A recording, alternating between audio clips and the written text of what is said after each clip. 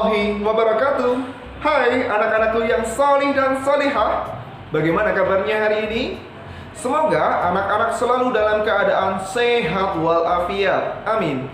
Nah, pada kesempatan ini kita akan belajar untuk mereview kembali tema 4 subtema 3. Anak-anak juga bisa membuka buku paket tematik subtema 4 berbagai pekerjaan, subtema 3 mengenai pekerjaan orang tuaku. Anak-anak bisa membuka buku paket ini mulai dari halaman 95. Sebelum belajar, Pak Asep ingin mengajak anak-anak semuanya untuk berdoa terlebih dahulu agar kita diberikan ilmu yang bermanfaat dan ilmu yang barokah. Sudah siap? Sikap berdoa. Hap. Before we start our lesson today, let's pray together. Pray begin. A'udzu billahi minasyaitonir rajim. Bismillahirrahmanirrahim. Raditu billahi rabba wa bil islami dina wa bi Muhammadin nabiyyan wa rasula. Rabbi zidni ilman nafi'a warzuqni fahman wasi'a. Amin. Baik anak-anak, untuk selanjutnya Pak Asep ingin mengajak anak-anak semuanya untuk melakukan sebuah pemanasan agar di saat kita belajar anak-anak kembali bersemangat dan kembali lebih ceria. Sudah siap untuk pemanasan? Kita mulai setelah hitungan ke-3. 1, 2, 3. Tepuk damai. Oke banget. Oke banget. Peace. Bagaimana? Anak-anak sekarang sudah jauh lebih bersemangat dan jauh lebih percaya diri, bukan? Nah, untuk selanjutnya agar anak-anak lebih memahami materinya, silakan anak-anak untuk menyimak tayangan berikut ini. Halo anak-anak, bagaimana kabarnya? Hari ini kita akan review tema 4 subtema 3 yang berjudul tentang pekerjaan orang tuaku. Silakan anak-anak mempersiapkan diri ya. Materi yang akan kita review adalah yang pertama tentang dongeng, yang kedua jenis-jenis pekerjaan, yang ketiga makna sila ketiga, dan yang keempat hal-hal yang perlu diperhatikan pada saat menggambar. Materi yang pertama yaitu tentang dongeng, yaitu kita akan belajar cara menguraikan pendapat tentang isi sebuah dongeng. Masih ingatkah anak-anak tentang dongeng tupai dan ikan gabus? Nah, setelah anak-anak membaca teks tersebut pada buku anak-anak masing-masing, ayo kita temukan unsur-unsur dari cerita tersebut. Nah, setelah kita membaca dongeng cerita dari tupai dan ikan gabus, judulnya adalah Tupai dan Ikan Gabus. Kemudian tokoh yang ada dalam cerita tersebut adalah tupai, gabus, dan ikan hiu. Sifat tokoh tupai sifatnya adalah suka menolong sahabatnya, sedangkan ikan gabus sifatnya adalah setia kawan. Kemudian tempat pada cerita tersebut ada di tepi pantai. Kemudian pesan moral yang dapat diambil adalah saling menolong terhadap sesama dapat mempererat persahabatan. Kemudian awal cerita itu ikan gabus kena penyakit.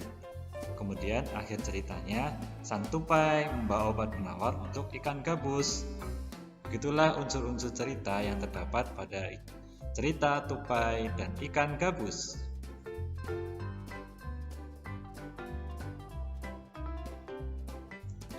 Materi selanjutnya adalah tentang jenis-jenis pekerjaan.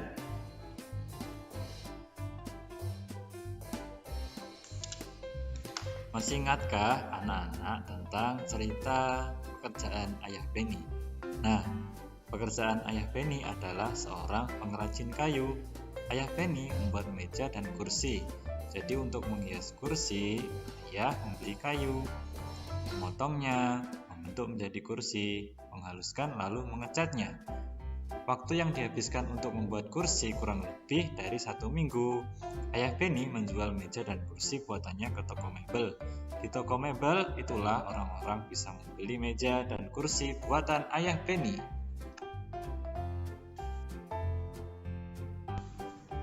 Nah, berikut adalah proses dari pengolahan kayu. Dari pohon di hutan yang ditebang, kemudian diangkut ke toko, kemudian ada di pengrajin kayu, kemudian sampai ke toko mebel dan akhirnya dibeli oleh seorang pembeli. Itulah proses pengolahan dari kayu. Selain pekerjaan pengrajin kayu, ada juga jenis pekerjaan yang menghasilkan kain yang berasal dari bunga kapas. Berikut adalah proses sarung tenun Samarinda yang menghasilkan baju.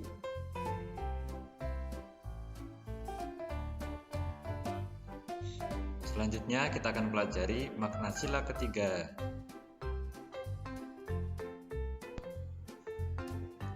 Apakah anak-anak masih ingat tentang cerita dari Pak Eko, dari cerita yang berjudul Sikap Gotong Royong di Kampung Nelayan?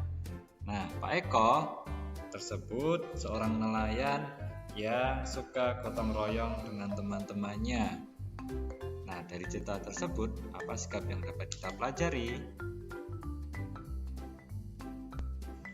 Dari cerita Pak Eko, seorang nelayan yang suka gotong royong, ternyata mencerminkan sikap sila ketiga. Nah, sila ketiga memiliki simbol yang artinya dari simbol pohon beringin, yaitu sikap yang saling mengayomi dan sikap persatuan.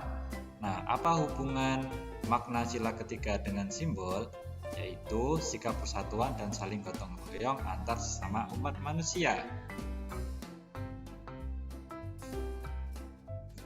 Selain dari cerita Pak Eko seorang nelayan yang gemar gotong royong dengan sesama temannya, ada cerita lain yang berjudul Pentingnya Budaya Tegur Sapa.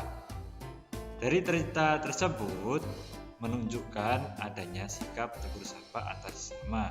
Jadi tegur sapa itu sangat penting sekali dengan sesama. Baik anak-anak, itulah makna dari sila ketiga yang harus kita aplikasikan, kita amalkan kepada keluarga, teman, terutama kepada orang tua kita.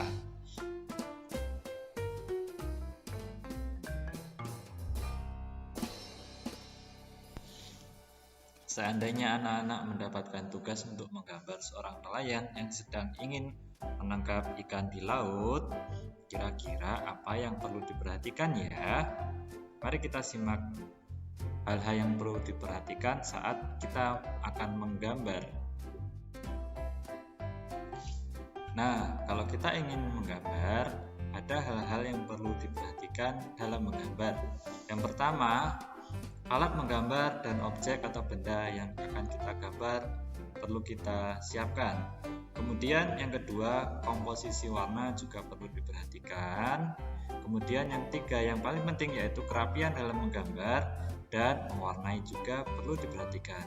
Nah, itu 3 pokok poin yang penting yang perlu diperhatikan anak-anak saat menggambar sebuah gambar. Baik anak-anak, sekarang waktunya kuis. Setelah menyimak video materi review tema 4, subtema 3, anak-anak silakan mengerjakan kuis yang sudah tersedia di website elearningsekolahteladan.sth.id ya. Jangan lupa mengerjakan dengan teliti ya anak-anak ya. Nah, anak-anak, demikian itu tadi review materi tema 4 subtema 3 mengenai pekerjaan orang tuaku. Untuk selanjutnya, silakan anak-anak untuk mengerjakan tantangan yang sudah tersedia di website e-learning. Baik, cukup sekian pertemuan kita pada hari ini. Pak Asep akhiri, kurang lebihnya mohon maaf. Wassalamualaikum warahmatullahi wabarakatuh. Bye-bye. Oh ya, ingat, di teladan semua anak itu hebat.